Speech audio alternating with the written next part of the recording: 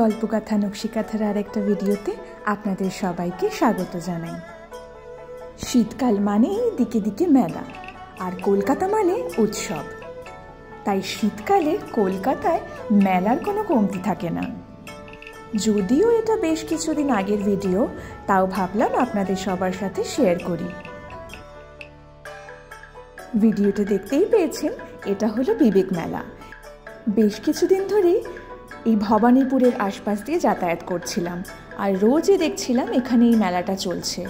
কী যে লোভ লাগছিল যে মেলাটায় ঢুকবো, তাই একদিন বিকেলবেলা হঠাৎ করে প্ল্যান করলাম যে এই মেলাটাতে যাব। ব্যাস, যেমনি ভাবা আর তেমন কাজ, চলে এলাম বিবেক মেলায়। আর যে সময় মেলায় ঢুকেছি সেই সময়টা একদম চায়ের টাইম। আর মেলার এই গেটটা দিয়ে ঢুকে সামনেই ছিল মাটির কুল্লারে আর মাটির ভাঁড়ে চা। সেই চাটা এত লোভনীয় লাগছিল যে বলার নয়। তাই আমরা আর ওয়েট না করে অর্ডার করে দিয়েছিলাম 2 কাপ চা।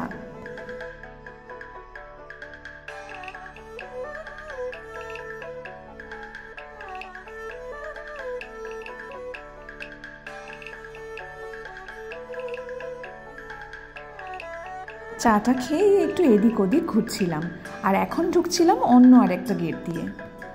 সাধারণত মেলায় যা যা পাওয়া যায় এখানে সব রকমই ছিল। মেলার এই গেট দিয়ে ঢুকতে না ঢুকতেই ঝালমুড়ি, ঘুগনি, বিভিন্ন রকমের হজমি, বাদাম ভাজা, কত কী না পাওয়া যাচ্ছে। আর মেলা বলতে আমার ছোট থেকে যেটা সব থেকে বেশি ভালো লাগে সেটা হলো এই কাউন্টারটা, গরম গরম জিলিপি। এই জিলিপি বানানোটা দেখতেও আমার বেশ ভালো লাগে। আমি মেলায় গেলে কিছু কিনি আর না কিনি, জিলিপিটা কিন্তু অবশ্যই কিনি। অনেকেরই অবশ্যই মেলার জিলিপি ভালো লাগে না, কিন্তু আমার এই মেলার জিলিপিটাই বেস্ট লাগে। আর মেলা মানেই এদিক ওদিক হরেক মাল 15 টাকা, হরেক মাল 20 টাকা, হরেক মাল 10 টাকা, এইগুলো কিনতে কিন্তু বেশ ভালো লাগে। আর একটা পছন্দের দোকান হচ্ছে এই আচারের দোকান। কত রকমের আচার পাওয়া যায়, আর এই কাঁচের বড় বড় বয়ানে দেখতে কিন্তু দারুণ লাগে। আমলকির আচার, চালতার আচার, কুমড়োর আচার, দেখলেই যেন জিভে জল এসে যায়। আর রসুনের আচারটা থাকে তো বেস্ট, এটা যেন খেলে দারুণ লাগে। আমাদের বাড়িতে সবারই প্রিয় এই রসুনের আচারটা।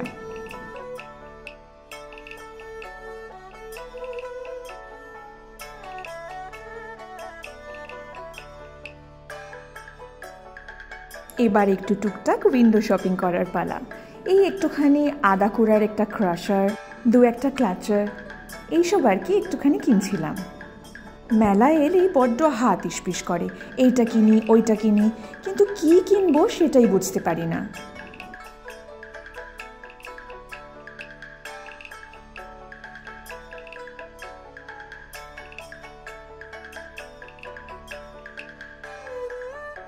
এইবার একটা দারুণ জিনিস পেয়েছি, যেটা কিনা কাজের। এই বাড়িতে যখন খাবার দাবার, গরম খাবার দাবার হয়, সেটা চাপা দেওয়া ছুরি। মেলায় গিয়ে বাড়ির বিভিন্ন দরকারি জিনিসপত্র কিনতে বেশ ভালো লাগে।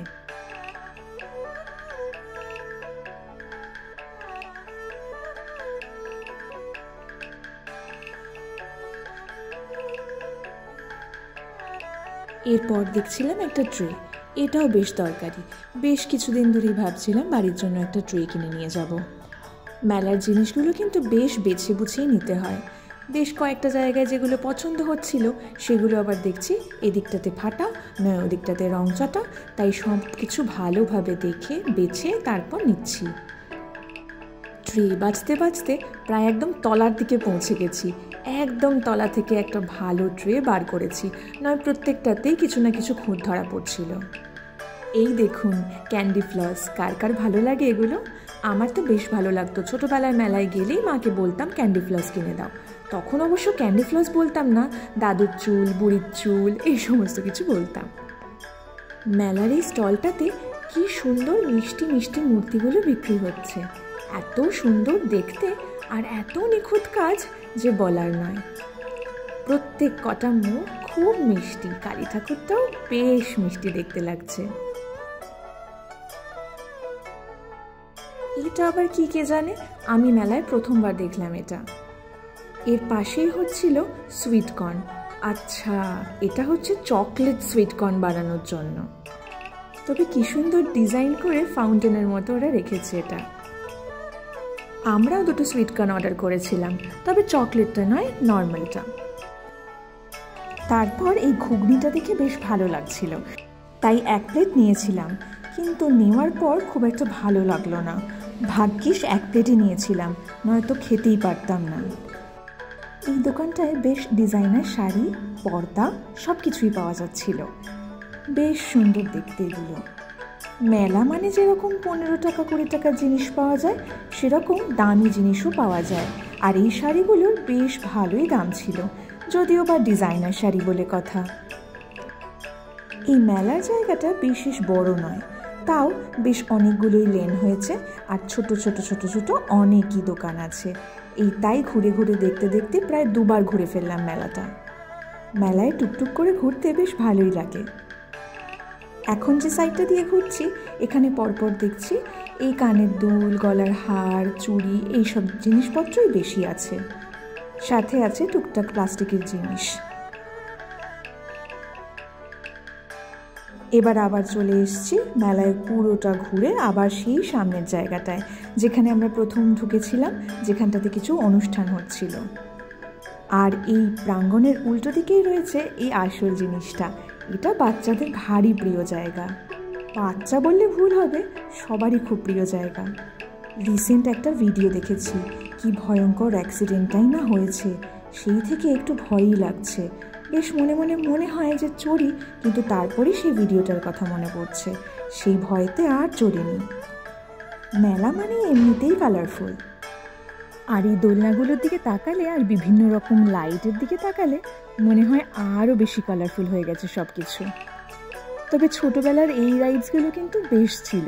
এই গাড়ি, আবার কয়েকটা থাকে এরোপ্লেন, আবার কয়েকটা থাকে ড্রাগন, এগুলো কিন্তু বেশি ভালো ছিল। আমরা যখন মেলায় ঢুকেছিলাম তখন একটা গানের দল গান করছিলেন।